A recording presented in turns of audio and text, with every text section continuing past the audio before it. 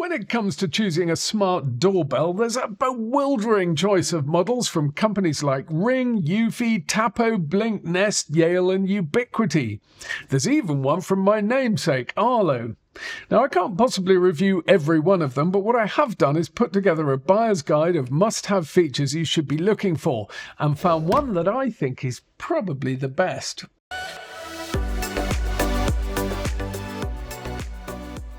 When I was young, people didn't really identify as anything other than what they were born, or at least they didn't admit to it. But if you did happen to identify as a doorbell back in the 1980s, you'd have had a pretty easy life. I mean, you only really had to do one thing, ding dong, and that's it. No qualifications needed. These days, though, it's a whole different kettle of fish. These days, we have everything delivered to the door. And according to one study, at least £376.6 million worth of parcels were stolen from people's doorsteps in the UK last year. People living in London were the most likely to have a delivery nicked. It happened to 1 in 5 Londoners in the last 12 months, whereas in Norwich, only about 1 in 30. I guess that's not entirely surprising. I mean, nobody has anything worth nicking delivered to Norfolk. If you live anywhere else, though, you'll need a doorbell that'll record the comings and goings at your door. But that's not all, of course. These days, smart doorbells can not only film the person at the door, use facial recognition to identify who it is, shout ding-dong or ding-a-ling to warn you that it's your mother-in-law so you can hide behind the sofa. Shh! Nobody move a muscle! Smart doorbells are also expected to send an alert to your mobile phone and then allow you to see and talk to your visitor over the phone from wherever you happen to be, even if that is just behind the sofa. Audrey, I'm so sorry we're not here. I mean there. Joking aside, I think the ability to talk to someone at the front door when you're not at home is a bit overrated. I never answer the door when I'm not at home because I don't want people I don't know knowing I know they know the house is empty.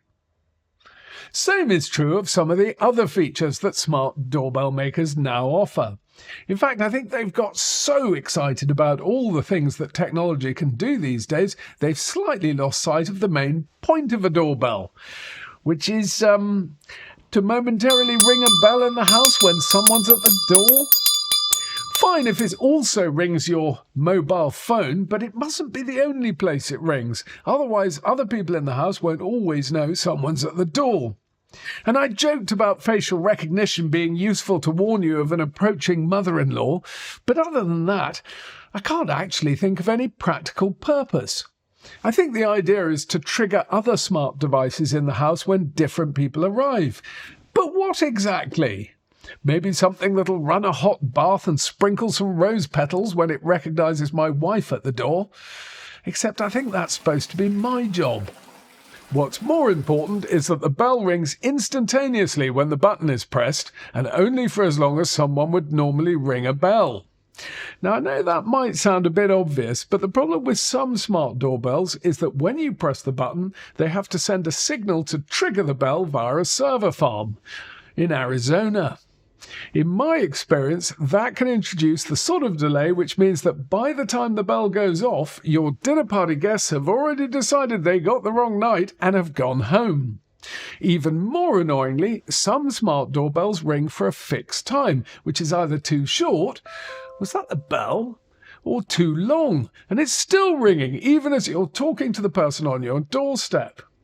You need to look for one which allows you to set how long it rings for.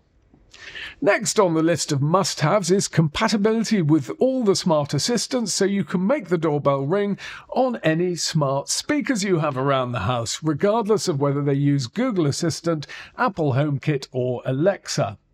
In a perfect world, you want one that's Matter compatible, which means it'll work with any smart assistant and you won't be tied to any one of them. Another problem with a lot of these doorbells is that they come pre-programmed with a selection of chimes which, whilst I'm sure they're the height of sophistication if you live in southern China, are perhaps a bit less so here in the UK. So what you really want is a doorbell which allows you to decide what noise it makes when there's someone at the door. Video quality is another aspect which I think tends to be overrated.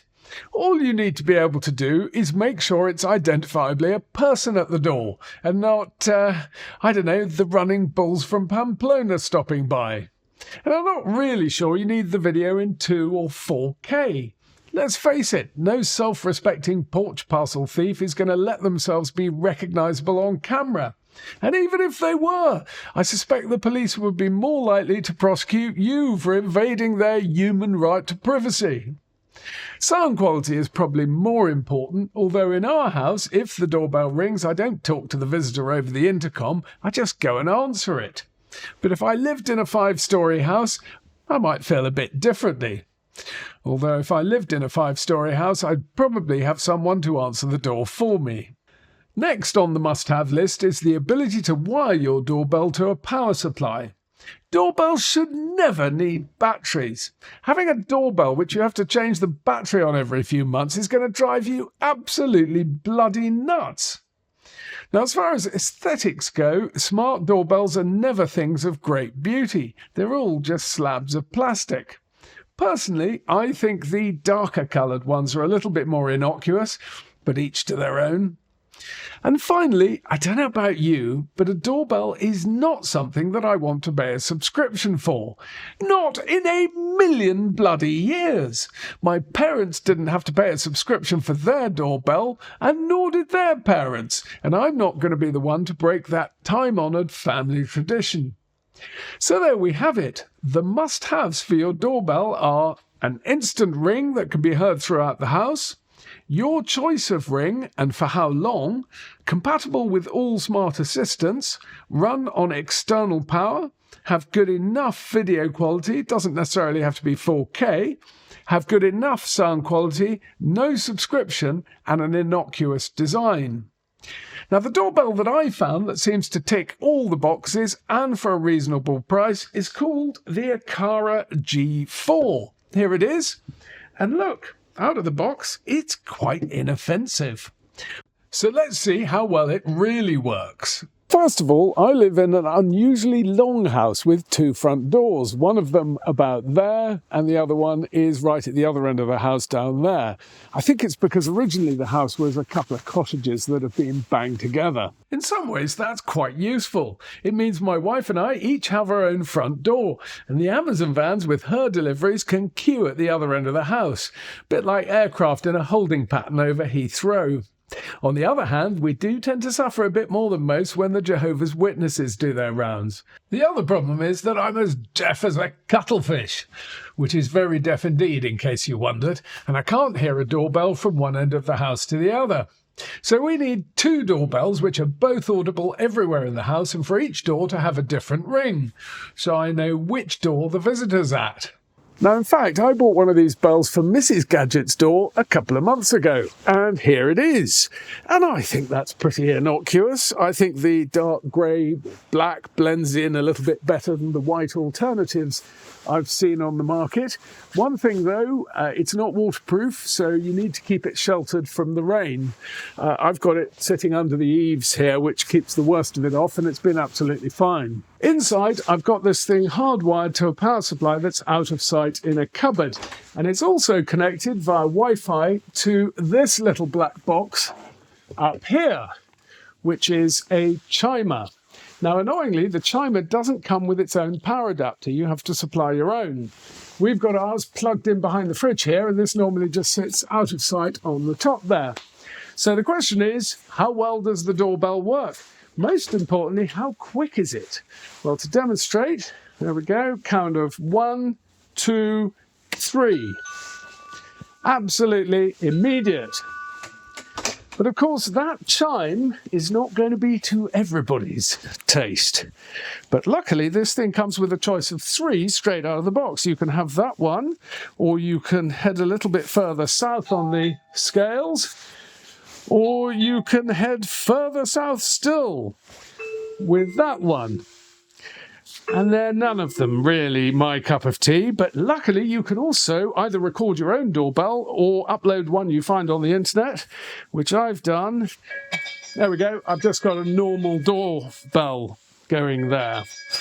So the next thing is, If you've got this thing connected via Apple HomeKit, it'll send you a notification when somebody presses the doorbell. There we go. There we go, pretty immediately, there it is. And if I press that, the video feed comes up. That was, again, pretty instantaneous. Actually, I have found it's sometimes a little bit temperamental. Sometimes, mostly it comes up in a second or two, sometimes a couple of minutes. Sometimes it takes all afternoon, but as I say, mostly it works very quickly. And the picture quality is pretty good too. Certainly, I can demonstrate it's perfectly good to recognise who's at the door. The only thing that some people have complained about is the orientation of the picture. It is a landscape format picture, which means that you can't see if somebody places a parcel at the foot of the door.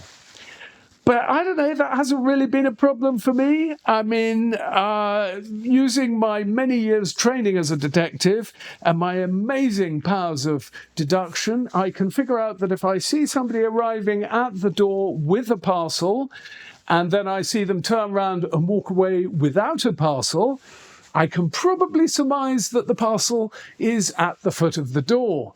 And I can use that same blinding logic if somebody comes and takes a parcel. So there we have it. First impressions are that this is a really good doorbell. The bell push itself is quite innocuous, and the chime it comes with is reasonably loud. It's instant, and it can be configured with whatever noise you want it to make. The video feed can lag a bit sometimes, but the quality is quite good enough for my purposes, which is to be able to recognise someone or see whether they're carrying an axe. Incidentally, it does have an infrared camera, so you can see whether someone's carrying an axe at night. The sound quality on the intercom is also pretty good, certainly good enough to make yourself understood. The G4 is compatible with Alexa, Google Assistant and HomeKit, and Aqara says it'll soon be Matter compatible via a firmware upgrade. Oh, and I didn't mention earlier, but there's a slot for an SD card on the chime, which means it'll keep a rolling record of all the video it captures. I've got a 128GB card, which seems to be capturing around 19 days worth, although I see other people report that they only got 4 or 5 days. Gosh, how exciting is my life spent comparing doorbell recording times with people I met online. I'm in quite some demand as an after-dinner speaker. So all good so far, but what if you live in a house where some rooms may be out of earshot of the chime? Well, if you've got smart speakers, no problem. The G4 can trigger them to chime almost instantaneously. Strangely though, if you use Apple HomeKit, there's a choice of only one chime. It's this one. And for my money, it's a bit naff. It's also very short and easy to miss if you're listening to music.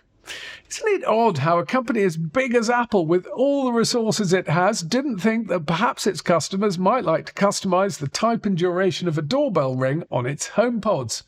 Still, I think I could probably live with it if I didn't live in a house where visitors arrive at one of 2 different doors. I've just installed another G4 at our other front door, but now I need this front door to make a different noise to the other front door, or I won't know which front door my visitors have arrived at. Luckily, there is a workaround for anyone with 2 doors and anyone who wants a longer or different chime to the one Apple currently offers. Now, it's not a perfect solution. It probably involves spending some more money on another app, and it does introduce a short delay, usually of a few seconds between pressing the doorbell and the HomePods going off. If you can put up with that, then this is how you do it. First of all, you need to record or download your own sound. I recorded that traditional doorbell for the door I showed you earlier, and this is it. Then I toyed with the idea of this rather understated little doorbell sound for the other door. But Mrs. Gadget wasn't having any of it. I take her point. Doorbells that trumpet or fart or make the sound of a farmyard animal will quickly become rather tiresome. So I ended up putting my recording of a bell into some software which changes the pitch, giving me a higher pitched doorbell for one door and a lower pitched one for the other. Then you add your recording to your Apple Music library. Then you need to create a new scene in Apple HomeKit which plays your recording. If you have 2 doors, you can create 2 scenes with 2 different recordings. Finally, you need to get your doorbell to trigger the scene on your HomePods, which is not currently something HomeKit supports, so you need a third-party app. Now here you have a few choices. There's a company called Eve which offers a free app which will apparently do the job, but for some reason it's not seeing my HomePods, so that's that one out. Then there's an app called Controller for HomeKit which I ruled out because the subscription version is a subscription, to which the answer is no! No more bloody subscriptions! To be fair, they do also offer a lifetime price, but at £100 I thought that was, well, a bit much just to control the noise a doorbell makes. Anyway, another app called Home Plus 6 will do the job just as well for a one-off payment of £15. On Home Plus 6, you press the plus button to create an automation, select the doorbell, then choose the scene you want to play and press save. Job done!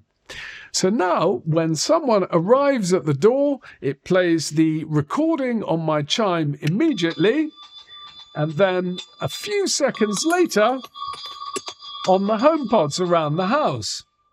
Now that delay is a little bit annoying, and it can be sometimes just a second or 2 and sometimes 3 or 4 seconds, but I think I can live with it, and I'm reasonably confident that one day in the not too distant future, Apple will offer a choice of chimes, allow you to set the duration and make it play instantaneously. Either way, I think the Aqara G4 is definitely the current cream of the crop when it comes to smart front doorbells. It does everything you could need and more, and it's just a little bit let down by Apple HomeKit. If you're interested in other smart home technology, you might like to watch my review of the Eve smart radiator valves to lower your heating bill. I'll put a link there or wherever. Otherwise, till the next time, I've been Arlo Guthrie. Bye-bye.